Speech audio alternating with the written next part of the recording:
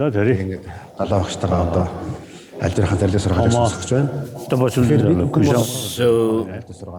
with my due deep respect to the Buddha Shakyamuni, our teacher, I am going to do a short teaching for the Mongolian Dharma brothers and sisters. So as we all know, Tibet and Mongolia had a unique have a unique connection. The Mongolian Dharma friends, spiritual friends, most of them are followers of the Master Tsongkhapa's tradition, Master Tsongkhapa. So I wish to tell you that, as the Buddha has said, you are your own master. So the Buddha's teaching says that your future is in your hands, whereas other religious traditions talk about everything being in the hands of the God, the respective God. But the Buddha says that if you do good, if you create good karma, then you will have a good fruit of that as happiness, in the form of happiness. And if you are not able to do anything good, and you pass your life like that, then the Buddha cannot save you. Therefore, you are your own master, he has said.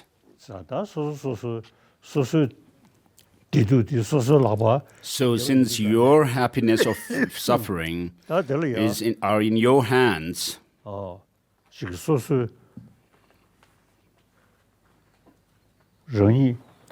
therefore you yourself, since you don't want suffering and you want happiness, which is natural to everyone, down to the smallest insects and ants,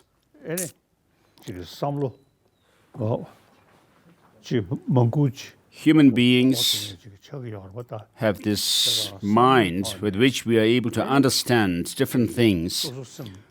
And therefore, we should know that our joy and happiness or suffering and misery comes from your own mind, your way of thinking.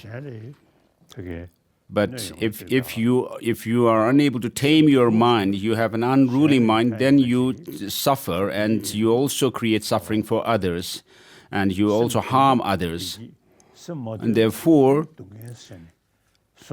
taming the mind is happiness, and without not doing that is suffering. So disciplining our mind is taught by all religious traditions, but here in Buddhism, the method to discipline our mind or tame our mind is not merely through prayers, but by using your own mind and thinking through, so that you are able to control your emotions, negative emotions. And therefore the Buddha has said, it is said in a sutra that the Buddha used hundreds of different means to lead sentient beings to freedom from suffering, because by teaching that things are empty, peaceful, and so forth, and unborn nature. Because of not knowing that we sentient beings wander in this cycle of existence. So because our mind is undisciplined, uncontrolled, therefore we create the causes for suffering. So as the scientists also say, we as human beings are social animals. Since we live in communities, in individual survival is based on their community, and therefore we have love and compassion towards sentient beings, the people in our community.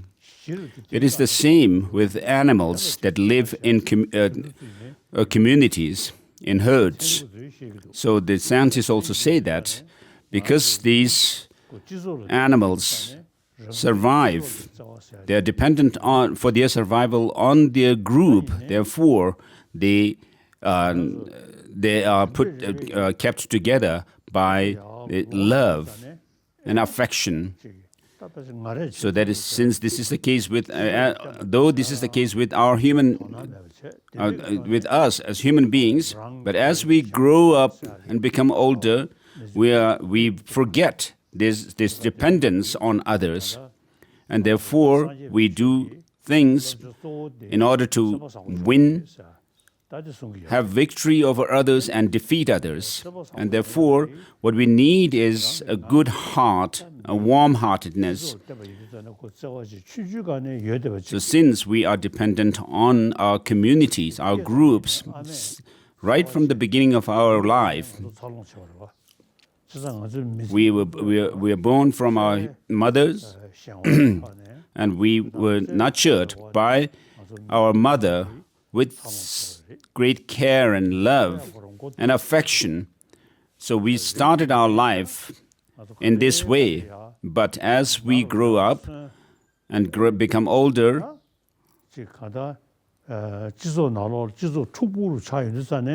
and then we also have the community, the society, which becomes very active and have a hectic life. There is a decrease in our love, affection towards the people in our community. And therefore, love and affection must be paid attention, especially, which are, of course, we are equipped with them biologically as well. And therefore, if you can also share this knowledge with others as well, whether they are believers in religion or not.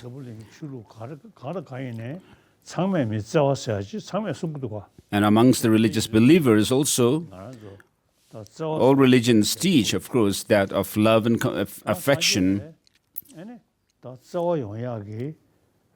So for Buddhists, the obstacle to developing love and compassion is this self-cherishing attitude, which in turn is based on a self or a basis for our things on which we depend for our joy and happiness, as if they exist from their own side objectively. And we also consider as if our near and dear ones and the so-called enemies or adversaries existing from their own side. And that somehow becomes stronger and stronger in us. So in physics, and particularly it's quantum physics, what they say is when external objects appear to us, they appear as if they have some objective existence. But that is not true. That is not the way things exist. The quantum physicists say, although we do perceive people either as our near and dear ones or enemies or adversaries, and accordingly we grow attachment towards the loved ones and those attachment, anger towards those adversaries or enemies. Because of that appearance on which we grasp. So whether we call people as our near and dear ones, loved ones, or our enemies, they do not exist objectively as loved ones or near and dear ones or enemies as such from their own side. So this is also what is taught in our tradition as well. in our scriptures. So what I wish to tell my Mongolian spiritual friends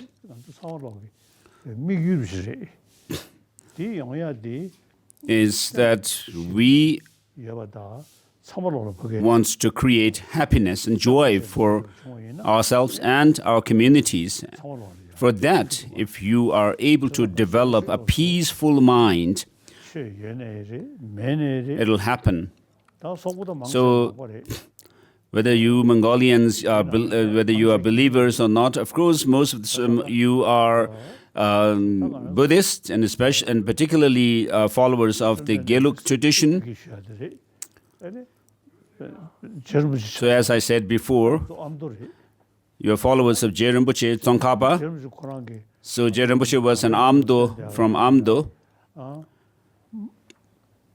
So he himself has said that during this degenerate time, he made his life meaningful by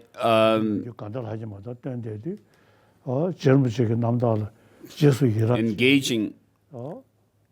So in this degenerate, you strove for extensive learning and meditation, abandoning the 8 mundane concerns. You made meaningful your life of leisure and opportunity.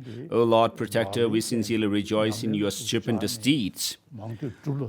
So whatever we have heard regarding the teaching of the Buddha, we need to practice them and strive in meditation. And so, regarding you, the Mongolians, since you are followers of Rinpoche, Master Tsongkhapa, you need to train in like Tsongkhapa. So for that, you need first to study the Dharma, which is very important. So as I quoted this, some lines from a sutra. The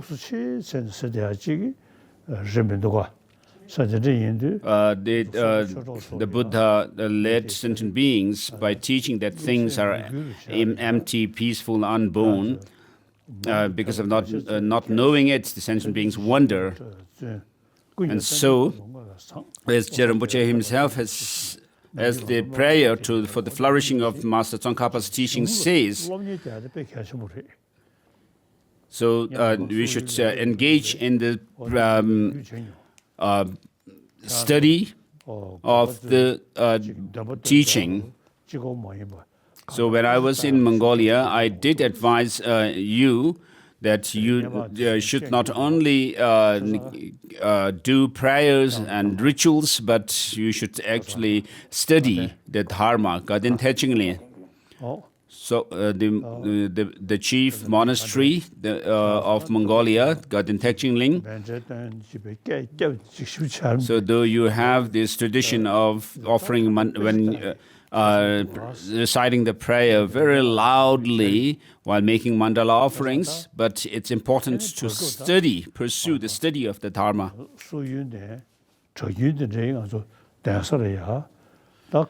So we have lots of monks from Mongolia in our monastic institutions here in exile.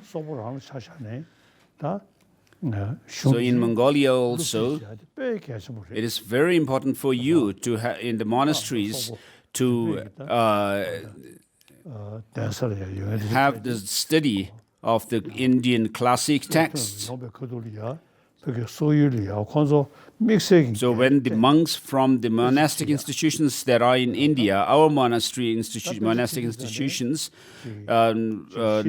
these Mongolian monks who come back to Mongolia, you should make sure that they engage in the study of the Dharma. And in the Geluk tradition, the study of Buddhism and its philosophy and logic is done through debate.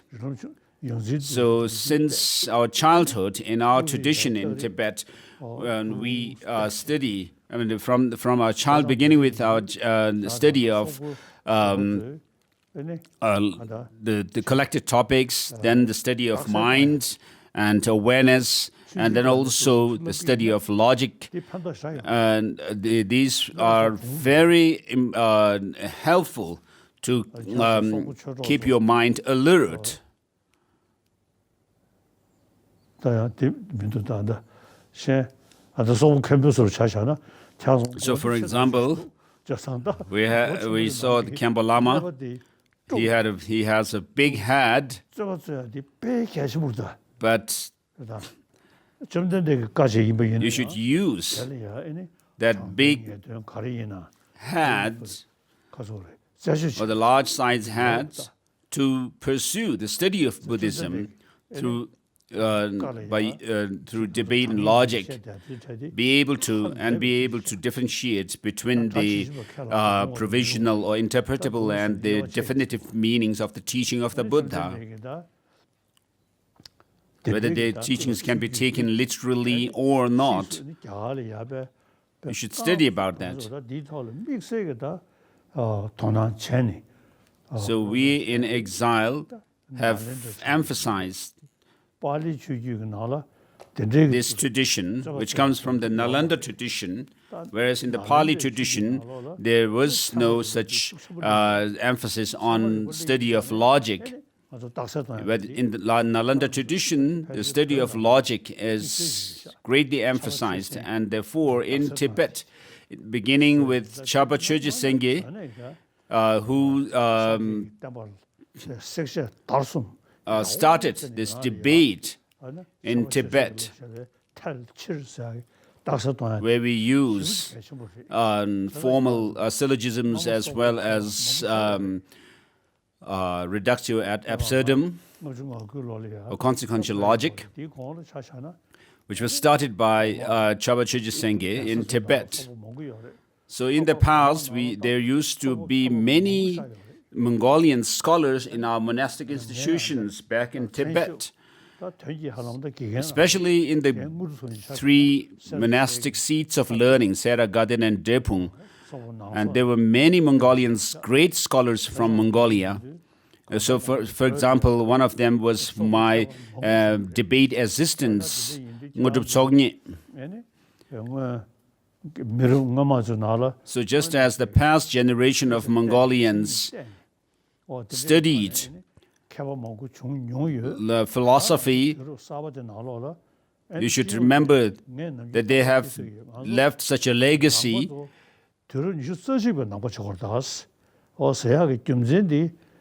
As I say, usually, that today we must become 21st century Buddhists. So how to become such is through the study of logic, philosophy based on logic. And then, having understood the teaching based on logic and reasoning, be able to integrate the teaching within yourself in meditation, and thereby become a 21st century Buddhist. Otherwise, you will be just have a blind faith without any reason to believe in the teaching, though the teaching itself is not a blind faith as such, but because of your lack of knowledge, because you follow the teaching only on the basis of faith, it would be a blind faith, following the teaching on blind faith. So the teaching of the Buddha itself is not a blind faith. So we established the ground, the path, and the result through logic and reasoning. But because you have not studied it and you have not understood, you don't understand the teaching, you don't know the teaching, and therefore, for example, people who just follow the Lamrim teaching, saying that, oh, whatever the Lama says is true. That's not true. That should not be the case. Even if your Lama teaches you something, there's always an opportunity for you you have the right to still scrutinize that teaching.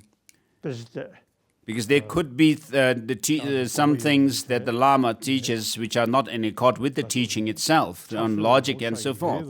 And therefore, you Mongolians Sorry. So I wish to emphasize and advise you to pursue the study of the Buddhism, Buddhist philosophy, and through logic and reason. So as soon as we Tibetans became exiles here in India,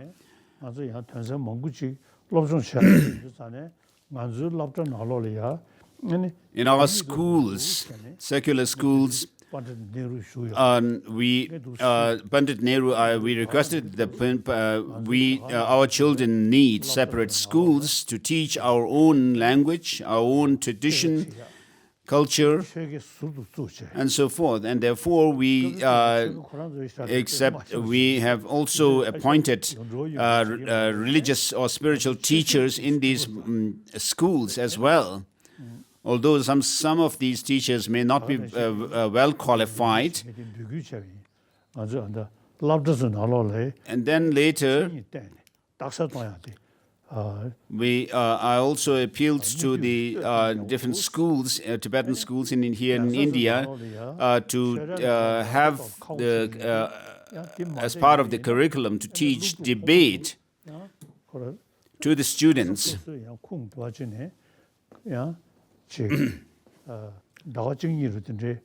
And then I have also suggested in the monastic institutions down in South India to teach debate to lay people, to lay students, whether male or female, to come to the monasteries and for a month or two or so and have lessons in debate. And Varanas, in the Sarnath Tibetan Institute also, there also I have suggested to have the study of debate for the students there, lay students especially. And therefore, to Mongolians, my brothers and sisters in the Dharma, for you too, if you do understand the teaching of the Buddha based on logic and reasoning, it would be helpful. For example, regarding myself, I have had discussions with the scientists, the modern scientists.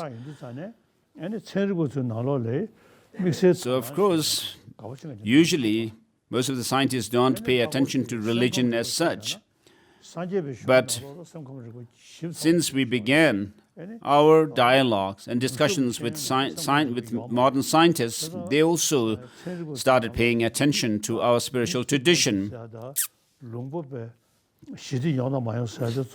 So today the scientists also say that depending on whether your mind, you have a peaceful mind or not, whether you have controlled your emotions or not, you will have happiness or suffering. And therefore, they find the Buddhist psychology to be important. This is something new, a new insight for them.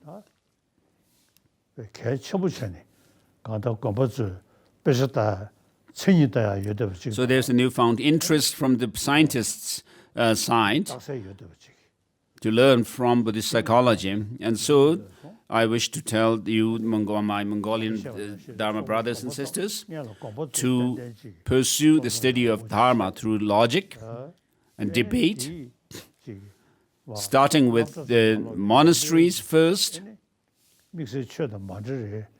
monasteries and nunneries, and then you can teach in the schools. So I also I have great hope in you, and I do pray for your success, and you should also put effort in being able to make it materialize it. And so if you are able to do that, then the teaching of the Buddha will remain in the 21st century and the next centuries. Of course, the world is changing. the climate conditions changing. So until a time comes when the whole world also goes through, undergoes a havoc,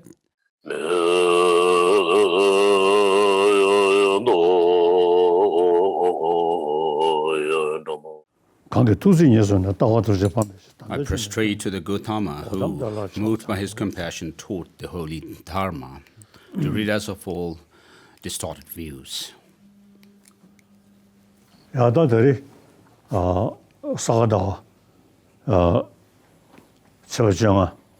So on this auspicious full moon day of the Saka Dawa, the Vesak month, which is a very special day, so from the three monastics, the monastic seats of learning, as you have requested for the teaching on the three principal aspects of the path, an explanation of it.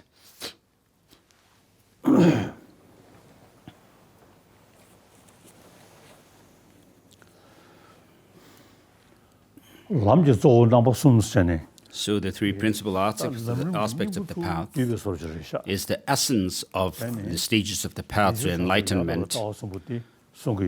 So the three principles refer to the renunciation, bodhicitta, and the correct view.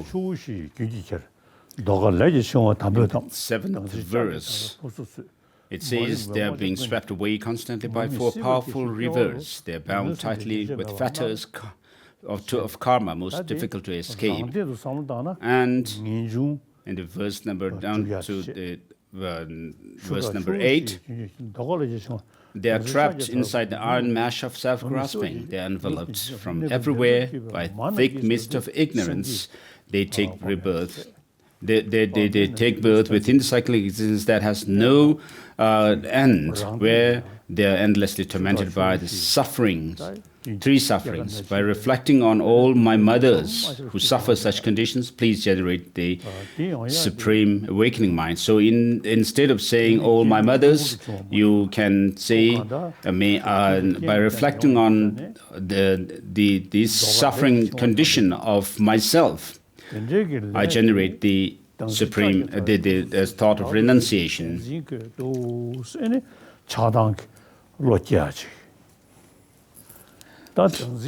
So the four powerful rivers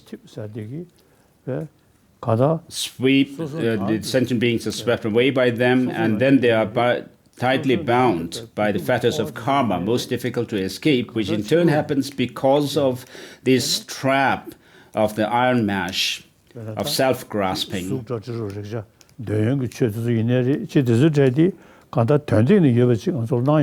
And the self-grasping of in relation to the person happens because of grasping at true existence of the other phenomena.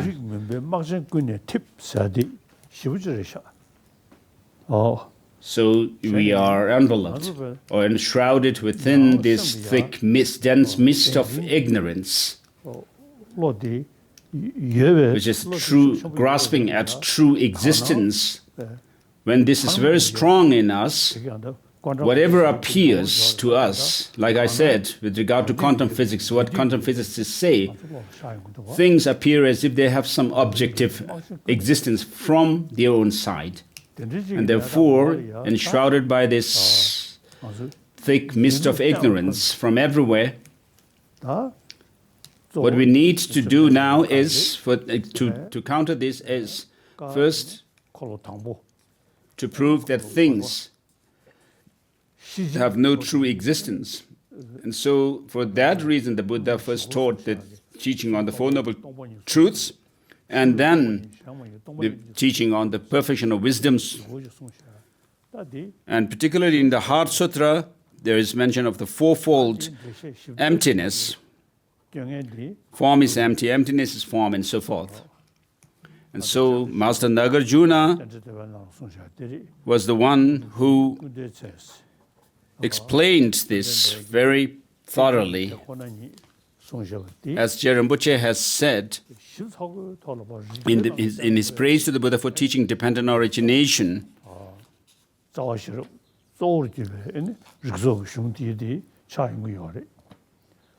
this night lily grove of Nagarjuna's treatise, verse number 49, Nagarjuna, whom you prophesied would unravel your unexalted vehicle as it is, shunning extremes of existence and non-existence, illuminated by the garland of the white lights of Chandra's well-uttered insights, Chandra, whose stainless wisdom orb is full, who glides freely across scripture's space, who dispels the darkness of extremists' heart and outshines the constellations of false speakers. So I usually recite certain lines from the Madhyamaka Avatara, which I usually quote, and then say these lines from the praise for dependent origination, for verse numbers 49, 50, and 51. And Master Nagarjuna himself says that ending the karma and delusions, there is liberation. And karma and delusions arise from conceptual constructions, and which in turn arises because of the fabrication, which is ended by emptiness, wisdom of emptiness. So to counter this ignorance, grasping at true existence, as Master Chandrakirti in chapter 6 of Madhyamaka Avatara says, verse number 34,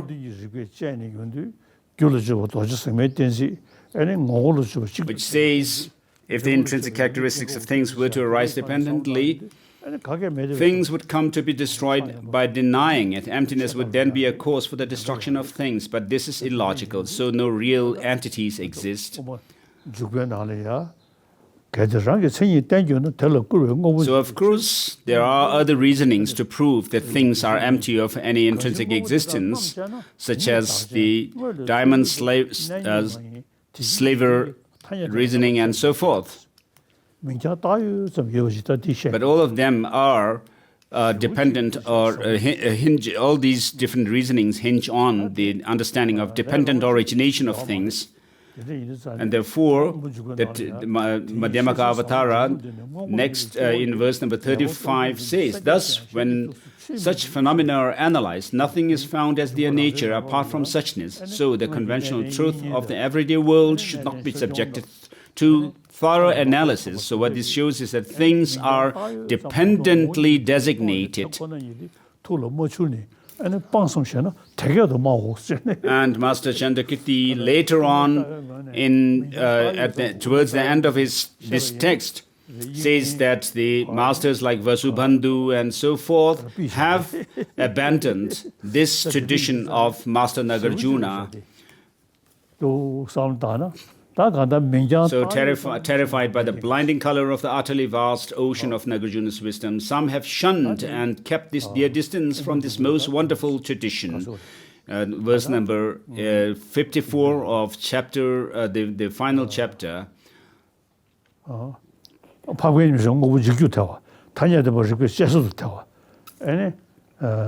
which is the qualities of the 10 grounds of the resultant ground. 10 grounds and the resultant grounds. So verses 34, 35, 36, and 37 of the 6th chapter show that, as Rinpoche himself has made it very clear, that there are these 4 logical absurdities that you would have to face if you accept or assert that things have any intrinsic existence.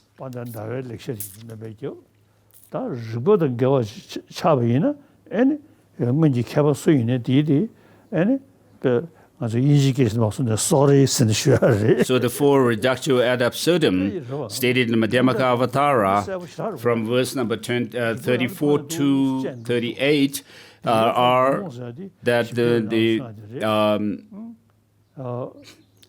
the four logical absurdities that false those who assert that things are and beings exist inherently are that a noble being's mind would be totally, which is totally absorbed in emptiness, would be a destroyer of entities or things, that conventional truth would withstand the analysis of a reasoning mind which probes into the ultimate nature of things, that the absolute production of things cannot be denied, and that the Buddha's statement, phenomena lack self-existence, would not hold true.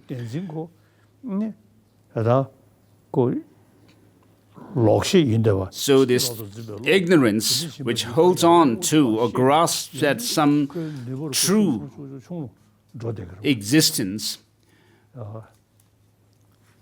should be countered by understanding that things have no true existence, objective existence, but that they are merely designated. And so this will help to reduce the grasping at true existence. So for me, regarding myself, I have been taking interest in the Madhyamaka philosophy since my childhood, with the help of my debate assistant, Ngudub.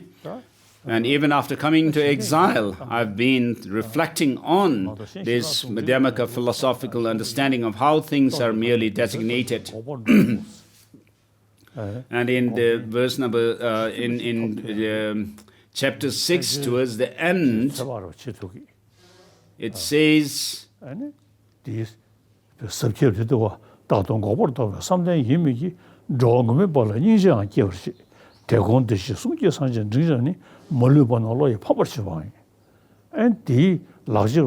so verses 224, 225, and 226 of chapter 6 of Madhyamaka Avatara, entering the middle way. Thus illuminated by the rays of wisdom's light, the Bodhisattvas see as clearly as a gooseberry on his open palm that the three rams in their entirety are unborn from their very start, and through the force of conventional truth, he journeys to cessation. And so that this journeying to the cessation is something that I also expect to make. I hope to be able to reach there.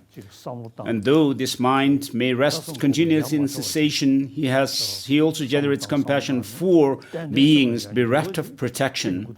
Advancing further, he will also shine through his wisdom, all those born from the Buddha's speech and the mid-level Buddhas.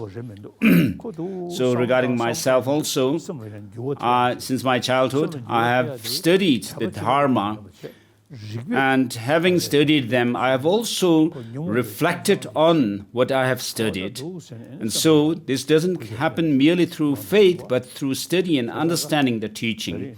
And it is very important for us to reflect on the teaching that we have heard and studied well.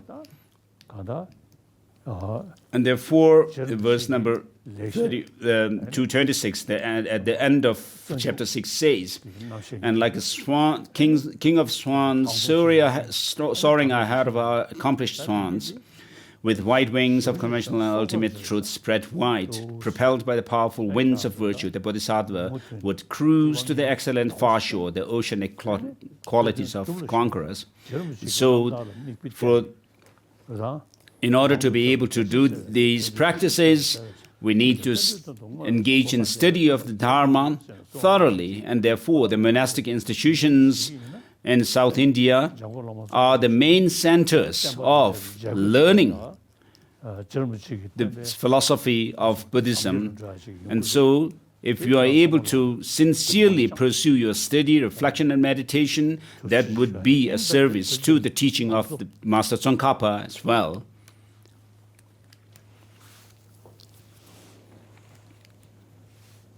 So with regards to the three principal aspects of the path, in the various collection of varieties of writings by Master Tsongkhapa, scattered writings. Saku Wompo Ngawan Thakpa went from central Tibet to his native land in eastern Tibet, and he wrote a letter requesting a teaching from Je Tsongkhapa. And Je Tsongkhapa wrote this: practice what I have taught you, so that when I become enlightened, a Buddha, I will share the first nectar of my teaching with you. So at the end of these three principal aspects of the path, Master Tsongkhapa says, "O son, seek solitude," and so forth. And so this actually should be understood to refer to us as well. Because if you carry on with the study and practice of the stages of the path to enlightenment and these three principal aspects of the path, you would also be one of those sons of Je Tsongkhapa. You'll be able to make yourself a person referred by this term, the son.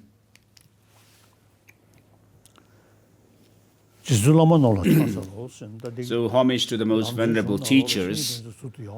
So in this text, there is no separate teaching on relying on Guru. So this homage line shows that practice. So Je here refers to the foremost master, so who teaches the paths shared with the beings of small scope, and Tsun, the humble one or disciplined, shows the practice pertaining or shared with the beings of intermediate scope. And then Lama refers to the teaching pertaining to the great beings, beings of great scope.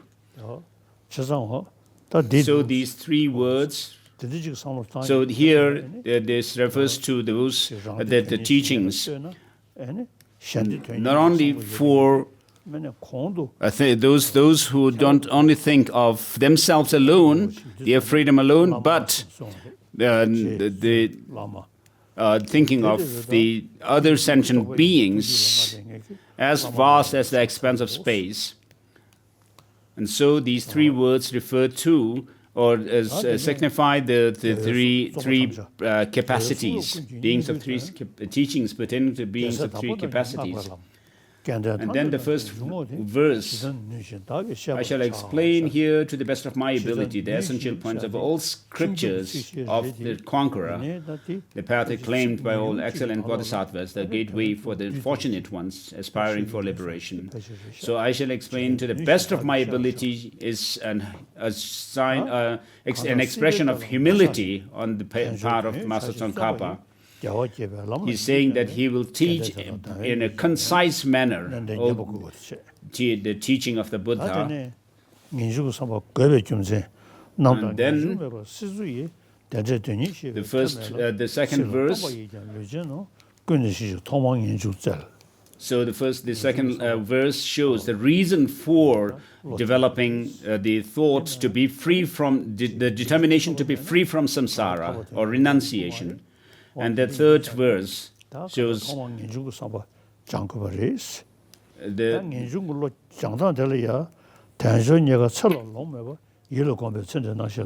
urging to generate that, and the third verse shows the reason for generating the renunciation, and the fourth verse shows how to develop that renunciation.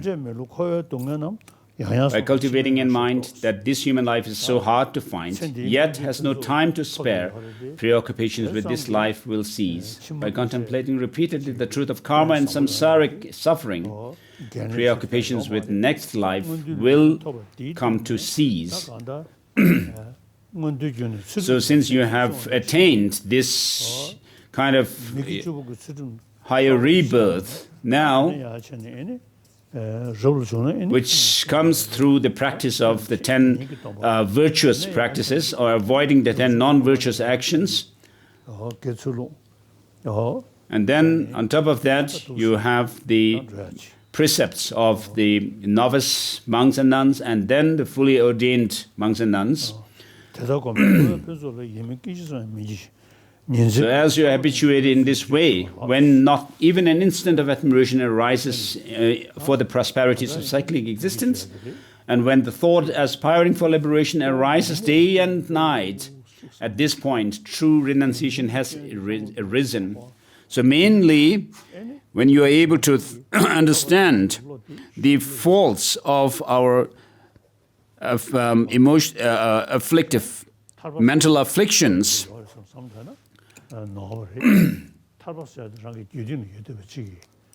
then you'll be able to see that by overcoming this, you are able to reach or attain liberation. So liberation is something within and not without.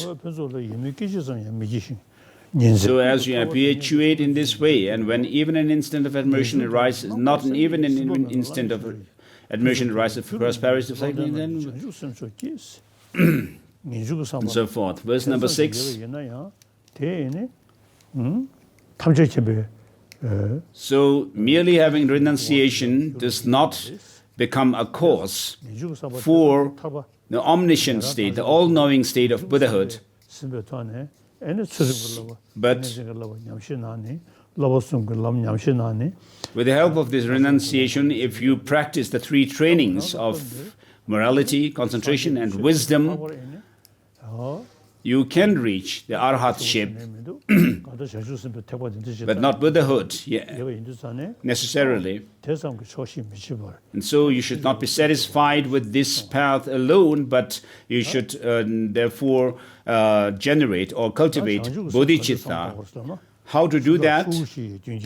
They are being swept away by constantly by the 4 rivers, bound tightly with the fetters of karma, most difficult to escape, trapped inside the iron mesh of self-grasping, and enveloped from everywhere by thick mist of ignorance.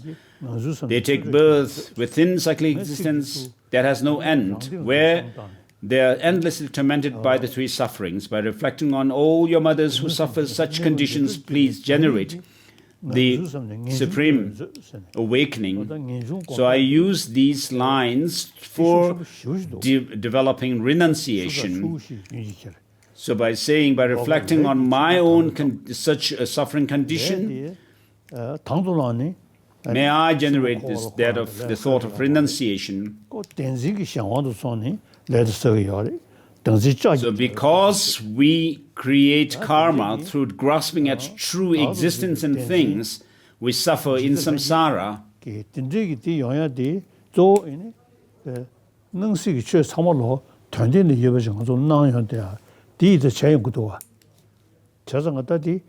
So whatever appears to us, all these phenomena also appear as if they have some true existence in and of themselves.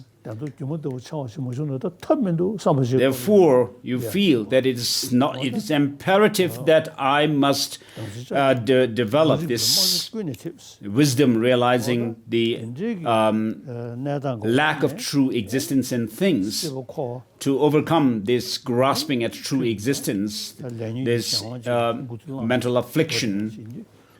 Because if we remain tightly bound by this self-grasping and grasping at true existence of things, then we will remain in samsara, suffering endlessly. And therefore, by reflecting on my own condition of suffering nature like this, may I generate the supreme renunciation. or may I generate the thought definitely to be free from samsara, so for renunciation. So all sentient beings are same in not being wanting suffering but wanting happiness. But though they do not want suffering, they are tormented by suffering endlessly. And they are not able to even envision this total freedom from suffering, the lasting happiness. Therefore, if you are able to see that all this suffering and the other conditions that we are in are based on our grasping at true existence, therefore, you'll be able to see that by overcoming it, you'll be able to reach that of the nirvana or liberation. So by reflecting on all mother sentient beings who suffer such conditions, please generate the supreme awakening. So this shows the methods to, or the means of developing bodhicitta, this spirit of altruistic spirit of enlightenment. Next comes that of the teaching on emptiness. If you do not have the wisdom realizing the ultimate nature, even if you gain familiarity with the renunciation awakening, you will not be able to cut the root of samsaric existence. So strive in the means of realizing dependent origination. So the Rinpoche here could have easily mentioned, so strive in the means of realizing emptiness or selflessness, but he doesn't use these words, but says dependent origination. Because understanding dependent origination can lead to this insight into realizing emptiness or selflessness by overcoming both the extremes of nihilism and eternalism. So when, with respect to all phenomena of samsara nirvana, you see the cause and effects, that cause and effects never deceive their laws.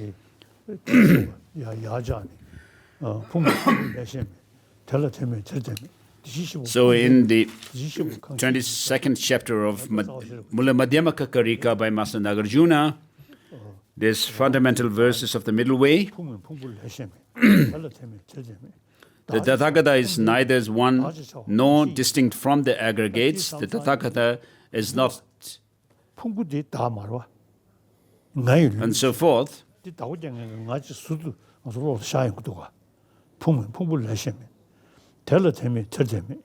the Tathagata is not dependent on the aggregates, nor the aggregates on him. The Tathagata does not possess the aggregates. What else is Tathagata? So this verse can be used to refer to yourself as well, saying, I'm not one with the aggregates, nor distinct from the aggregates. I'm not within the aggregates, nor the aggregates within me. I don't possess the aggregates. Who am I, or what am I? So when you analyze in this way,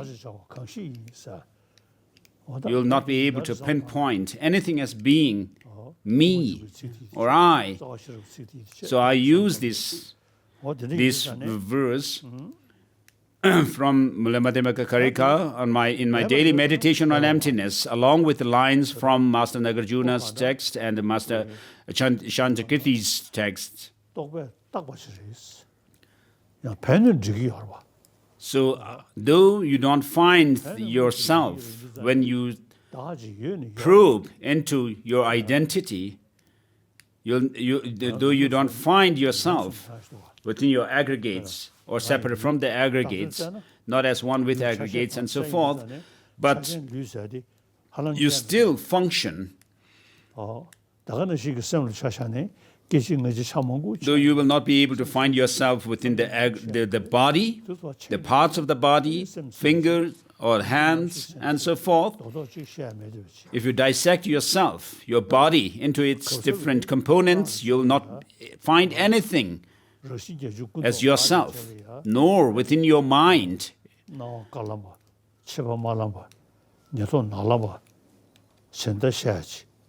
And then when you go into tantric practice, we do reflect on the three visions of whitish appearance and so forth. And finally, you come down to that of the clear light mind. But nothing whatever of these factors can be found to be yourself. So in Dzogchen, the subjective and the object clear light, teachings on these two are somehow brought together. I've received the three teachings on the seven treasuries of Longchen Rabjampa, Master Longchen Rabjampa from Trishik Rinpoche. And so Trishik Rinpoche had gave me a commitment to read Choying Dzu, the treasury of the Dharma Dhatu, at least one verse a day to read. So I do that. So in these teachings,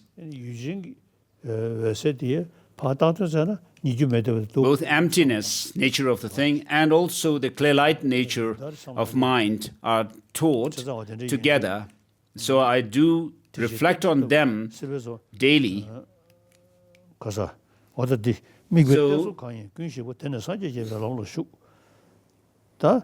when with respect to phenomena, so strive in the means of realizing dependent origination. This is a very significant expression using dependent origination. So you don't say things cannot be found when analyzed because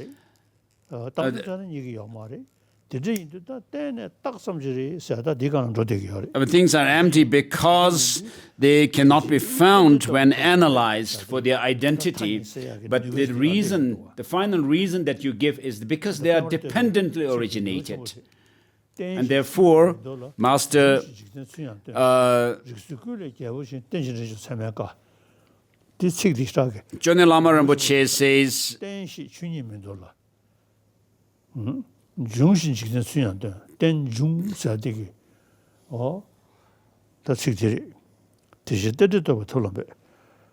Kangshi konda shuna tamche yunana, mikwe teksu kanyi, kuishiwa tena sanje jebe langla shu. Nawa tenzi luwa me bata, doba kailin chewe, kowa nisi suru na wata zidu, tadung tube gomba doba me.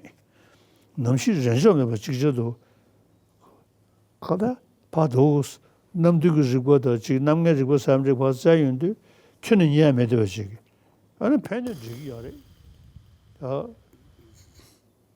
아주 배지 좀더 배송이 보이다 지기야래. So the next verse says, when with respect to all phenomena of samsara, nirvana and so forth. So in relation to this, Dromtempa has said that though the fire, both the fire and your hand, do not have any intrinsic existence, yet if you put your hand in the fire, it will burn. So it shows the function that the fire functions to burn your hand, and therefore it shows that it's not non-existent. And therefore, they exist through dependence.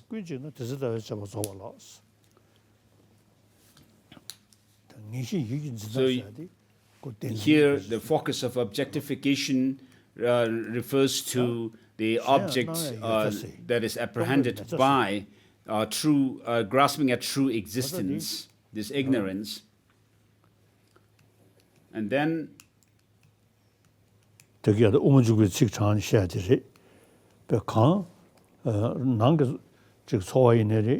I quoted Madhyamaka Avatara, whether it's about the internal experiences or external objects, they appear as if they have some objective existence. From their existence to they appear in that way to our mind. But if they do have such an existence, they should be found when analyzed and searched for their identity. And therefore, since they cannot be found, what we conclude is that they are merely a name, that they are merely designated. Emptiness refers to being empty from their own side, objectively.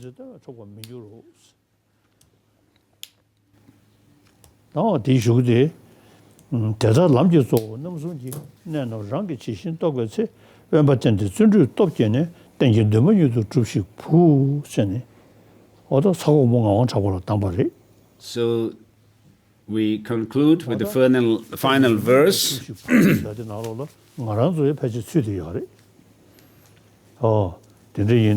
So here the term, O son, seek solitude and strengthen your power of perseverance, swiftly accomplish your ultimate aspiration. So, O son, can include ourselves as well. And regarding myself, particularly, I am from the same native land as Tsongkhapa.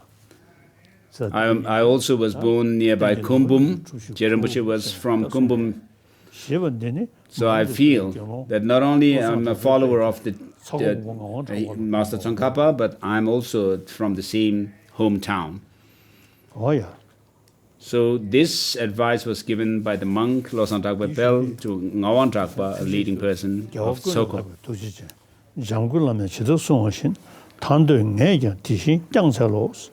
So there is a verse at the end in this text that I have, which says, may I also be able to train in the footsteps of Master Tsongkhapa.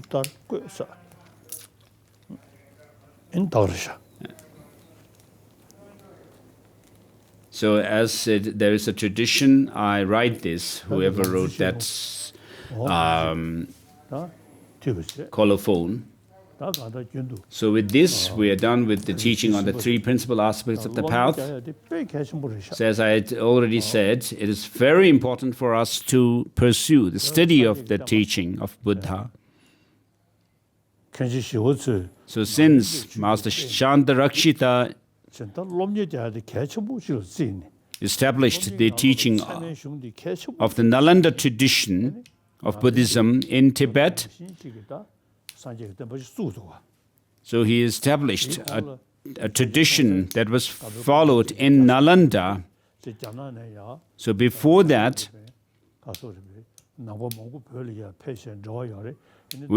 Tibetans already had connection with the Buddhist, the Chinese Buddhists, and many Chinese practitioners also had come to Tibet since the 7th century during Songtsen Gampo's time. But in China and other Buddhist countries, there is not much tradition of doing study of the teaching. And so, thanks to Master Shantarakshita, that we have this tradition of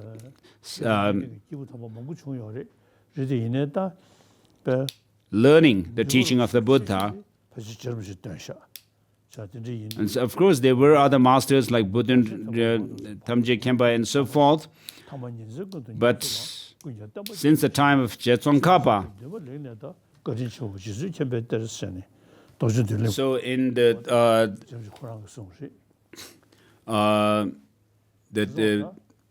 destiny fulfilled, Master Tsongkhapa says that he pursued extensive studies in the beginning, and in the middle the teachings dawned as personal practical instructions, as spiritual instructions, and then finally he practiced day in and day out, and then he dedicated all the virtues for the spread of the Dharma. So regarding myself, I am now almost 86 years old. Whenever I have time, I read sometimes the Kanjur and Tenjur, and there were a lot of repetitions. So Kanjur mostly has repetition of lines, whereas I read Tenjur, the translated words of the treatises of Indian masters. So although I've reached almost 86 years old, I still study the Dharma. Madhyamaka Avatara is always with me, beside me, and the auto commentary, because I have memorized the Madhyamaka Avatara itself, so it helps me. So as Sakya Pandita has said, even if you were to die tomorrow, you should still educate yourself, learn something. And so in the tradition of Master Tsongkhapa,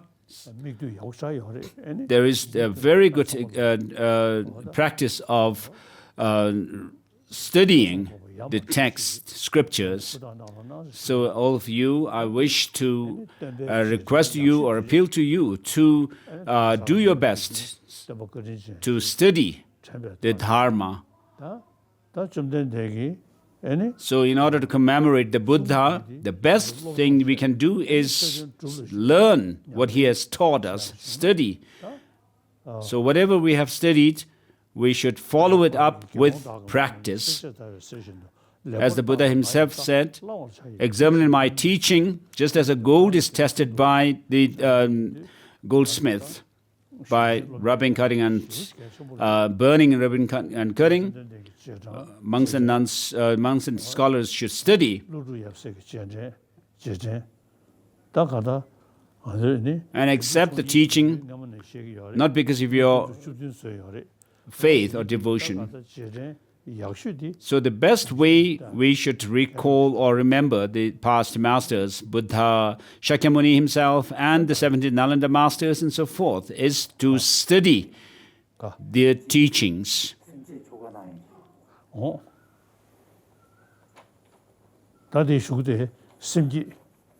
So next we have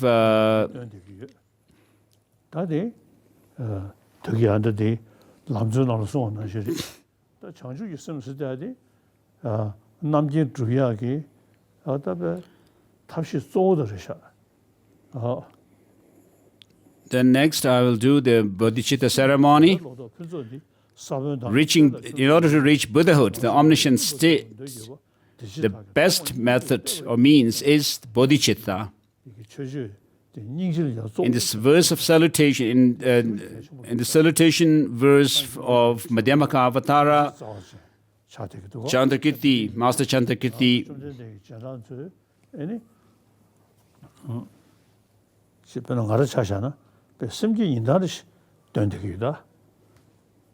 pays homage to great compassion. As compassion alone is accepted to be the seed of the perfect harvest of Buddhahood, and so forth. Verse number 2, chapter 1. So there's nothing greater than bodhicitta for accomplishing one's own desire and wishes, and also for accomplishing the aspirations of others as well. Whether it's short-term or long-term goals you have, there's nothing greater to fulfill it than bodhicitta. And bodhicitta helps in purifying our negativities and accumulating merit and wisdom. And so I do incorporate these teachings on bodhicitta and the teaching of on emptiness.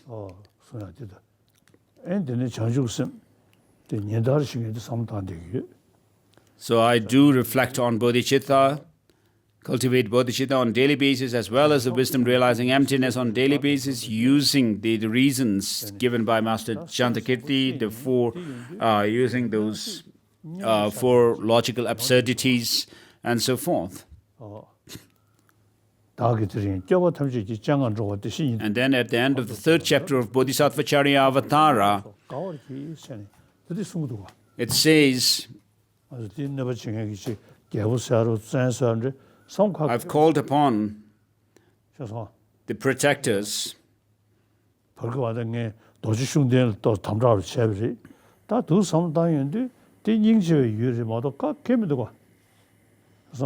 So I have put restrictions on the practice of the Dojishugdin. He's only an object of compassion.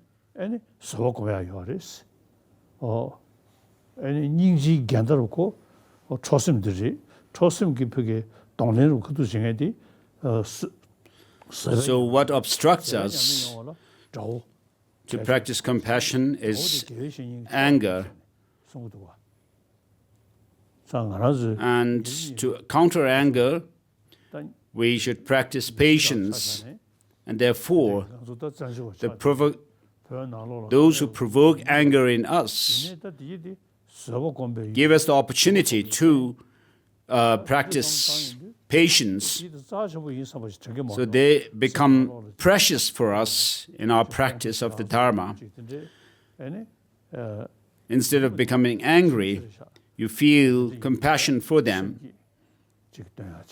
So I'll do the Bodhichitta Ceremony. So at the end of the third chapter of Bodhicharya Avatara, it says, "Today in the presence of the old protectors, I invite transmigrators as my guests to Sugadhahood, and in the meantime, a temporal happiness.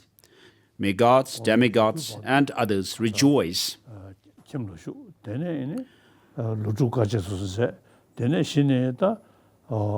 So the Buddha Shakyamuni himself was born in a royal family. Until 29 years of age, he lived in the palace, and then he left palace and became an ascetic, went through the 6-year practice of austerity, and then become enlightened. That is from the common parlance of the common ordinary being's perception. But from the greater vehicle tradition, from the perspective of great vehicle tradition, he was already enlightened, and he had already attained the three Buddha bodies.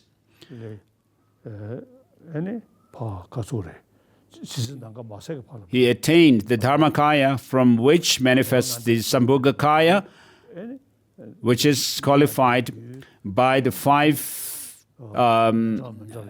attributes or qualifications, and from the Sambhogakaya form he appeared further, emanated into the Supreme Nirmanakaya, emanation body, Supreme Emanation body. And therefore, all these deeds are the enlightened deeds of the Buddha, birth to death. And so I have given you teaching on the 3 principal aspects of the path. So since we do study the teaching of the Buddha, we can explain how the Buddha attained the Buddha bodies, how he became a Supreme Nirmanakaya, how he attained Sambhogakaya, and so forth. Not just saying that, the Buddha appeared as a historical being 2,600 years or so ago, but then we can explain the Buddha, having generated bodhicitta within himself, went through the arduous practice of accumulating merit and wisdom for over 3 countless eons. So he went through the impure realms, and then he attained the pure experiences of the bodhisattvas and so forth, until culminating into Buddhahood. So imagine the Buddha in front of us in this space, and surrounded by the 8 bodhisattva deities, and then the great masters of India, the 17 Nalanda masters and so forth, and also the 25 masters of Tibet, from the different traditions,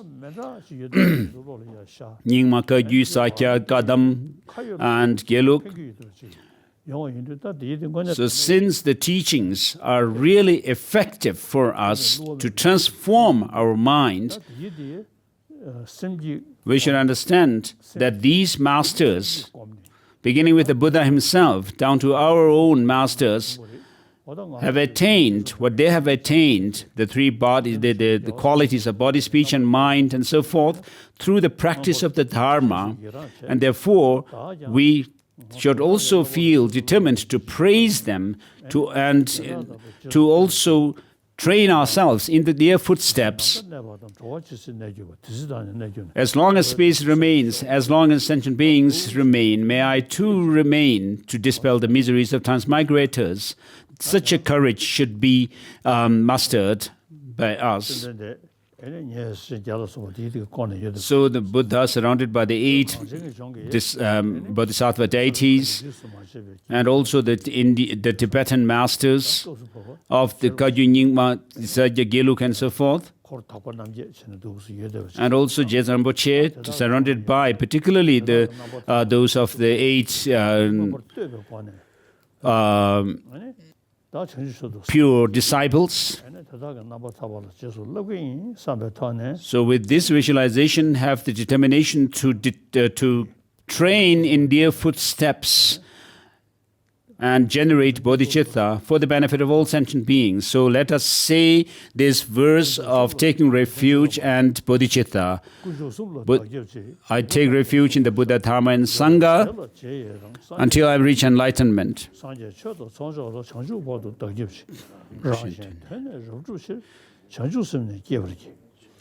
So I seek refuge in the 3 jewels. I confess each and every wrongdoing. I rejoice in the virtues of all beings. I take to heart the state of Buddhahood. I go for refuge until I am enlightened to the Buddha, Dharma, and the Supreme Assembly. In order to fulfill the aims of myself and others, I shall develop the spirit of enlightenment. Having developed the spirit of highest enlightenment, I shall invite all sentient beings as my guests, shall enact the delightful supreme enlightening practices. May I become a Buddha to benefit all sentient beings. Say this 3 times, please. I seek refuge in the 3 jewels. I confess each and every wrongdoing. I rejoice in the virtues of all beings. I take to heart the state of Buddhahood. I go for refuge until I am enlightened to the Buddha, Dharma, and the Supreme Assembly. In order to fulfill my aims of myself and others, I should develop the spirit of enlightenment. Having developed the spirit of my highest enlightenment, I shall invite the sentient beings as my guests. I shall enact the delightful supreme enlightening practice, and may I become a Buddha to benefit all sentient beings. And that third, in order to fulfill the aims of myself and others, I should develop the spirit of enlightenment. It shows that of the aspiring bodhicitta. And having developed the spirit of highest enlightenment, I shall invite all sentient beings as my guests. I shall enact the delightful supreme enlightening practices, shows that of the engaging bodhicitta. And so, in short, may I become a Buddha to benefit all sentient beings.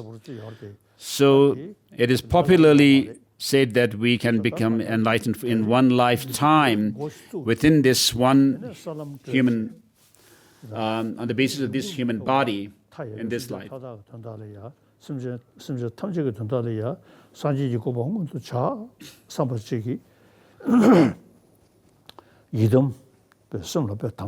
So if you have this determination to practice bodhicitta for the benefit of all sentient beings and train in the bodhicitta for the benefit of all sentient beings throughout my lifetime, that would be a big determination that you will be able to make to reach the goal. So the verses from the Bodhisattva Avatara, which says that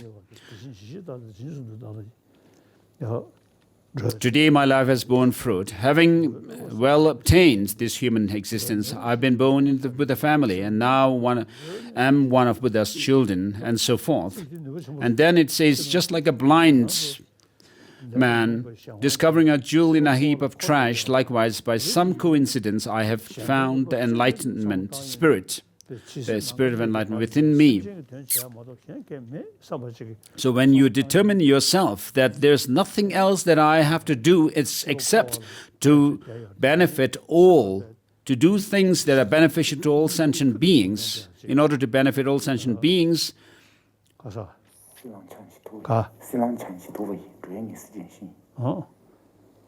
가서 so this the verse that His Holiness is referring to is, it is the evergreen that shelters all beings wandering tired on the roads of life or existence. It is the universal bridge that frees beings from wretched lives. It is the rising moon that dispels the torment of addictions or afflictions. It is the great sun that burns away the mighty ignorance of the world. It is the quintessential butter from the churning of the milk of Dharma for all guests traveling the path of life who wish to experience a true happiness. The Spirit will satisfy them with joy and exalt them in the highest bliss. Today, in the presence of all protectors, I invite transmigrators and my guests to Sugadahood, and in the meantime, temporal happiness, gods, demigods, and others. Rejoice. And of course, you can also take Bodhichitta vows and think, reflect on the 18 root downfalls and this 46 secondary infractions of Bodhisattva vows.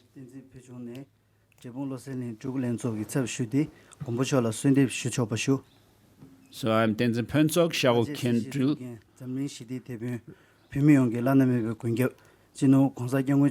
Your Holiness, with due respect, obeisance to you on this special occasion of the full moon day of Saka Dawa, I wish to request you, I wish to inform you that just as we have requested you,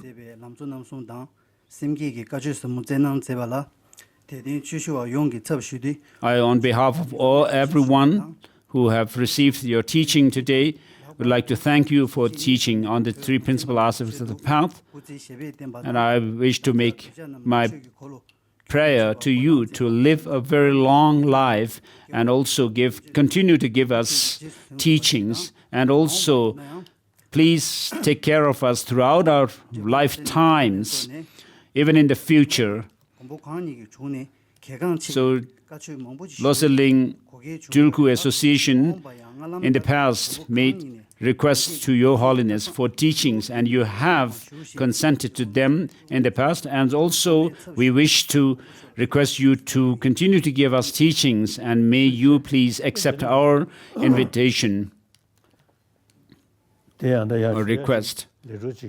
So I forget one thing. So because of the pandemic, which also has spread quite badly in India, but it seems that the situation is improving today.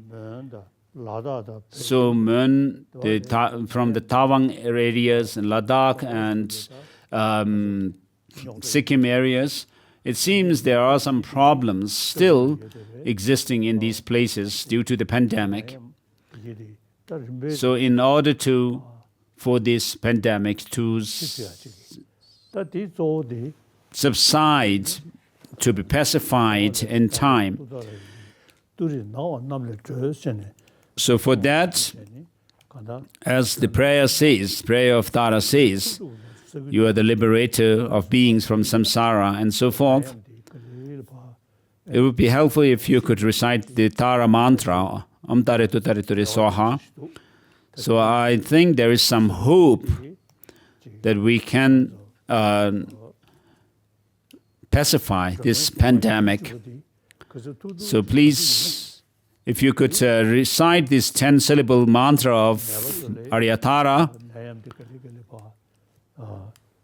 it will help the patients, those who are suffering this coronavirus, and also it may help the places and nations afflicted by this pandemic. So this is not something new, reciting the mantra of Aryatara.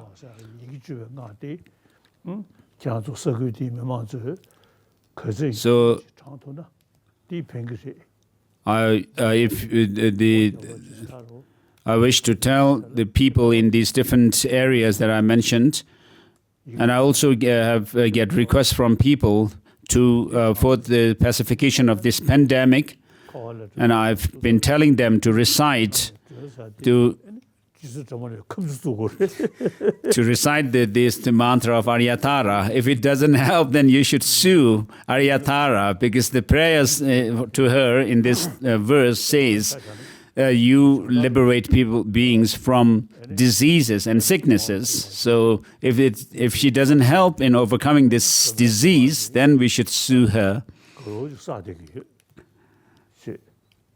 So every day I recite the Aryatara mantra,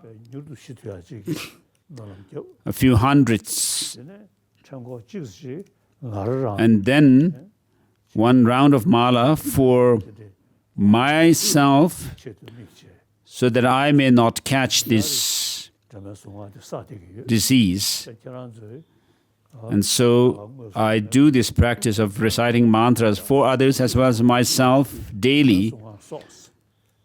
So you could also tell others to recite this mantra of Aryatara for the pacification of the pandemic.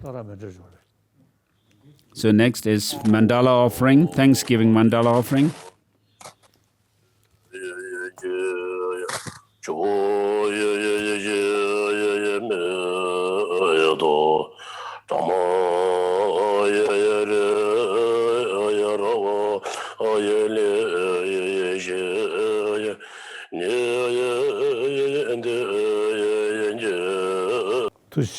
Thank you.